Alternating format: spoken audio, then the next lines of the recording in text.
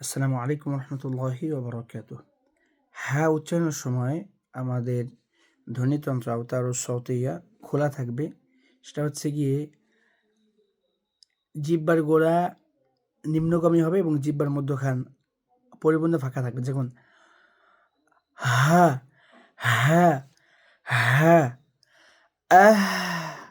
আমি যখন এটা সাকিন দিয়ে পড়ব আহ আহ, আমার নাক দিয়ে আওয়াজটা বের হবে না।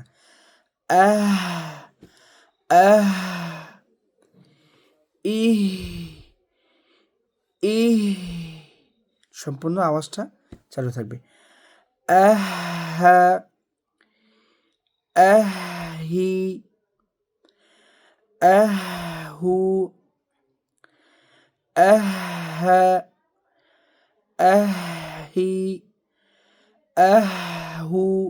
যেমন আমি যদি সূরা ফাতিহা পড়ি ইহদিনাস সিরা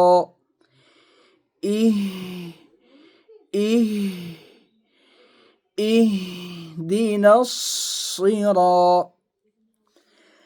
আহদিকুম এভাবে যেন আমার জবানকে বন্ধ না হয়ে যায়। ইহ ইহ এভাবে যেন না হয়ে যায়। ইহ এভাবে সম্পূর্ণ খোলা থাকবে।